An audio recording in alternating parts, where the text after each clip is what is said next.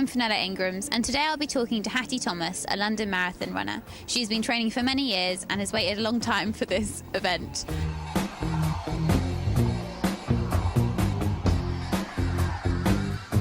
I'm Hattie, I'm 20 from the Isle of Man.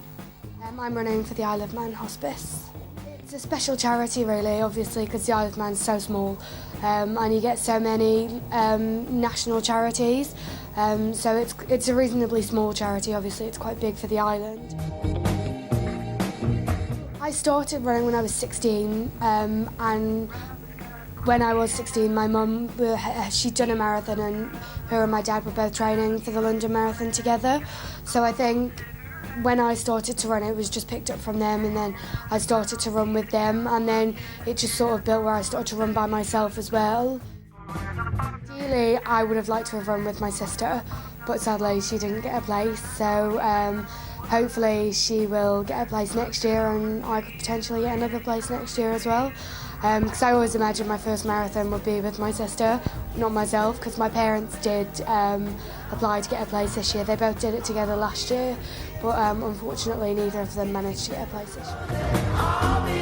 Training regime, it's train 5 days a week, 2 rest days. So usually each week consists of, you have a long run at the end of the week, and then you have a speed session, and then an interval session which is hills, and then you'll probably have, say, like 2 middle distance runs, kind of. So they'd probably be 6 or 7 miles. Usually the runs are based on mileage rather than minutes. So then you can work at your speed and what you're aiming for.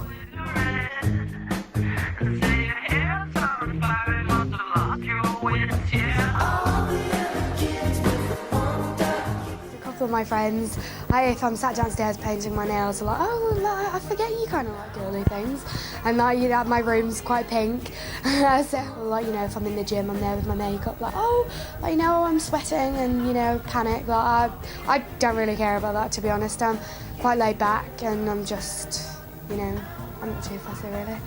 I think Jessica Ennis is amazing, obviously following the Olympics, and again going back to the girly girl, you look at her run adverts and, you know, like when you see her at big awards, like, you know, she's really glamorous, but then you look at her sports and her achievements, like, it's absolutely incredible. Looking forward to Touchwood, hopefully the finish running down the Mall, and I just think the whole atmosphere of it will just be incredible, seeing, like, obviously I've been on the other side watching people do it, so I think it'll be amazing actually doing it to see everyone.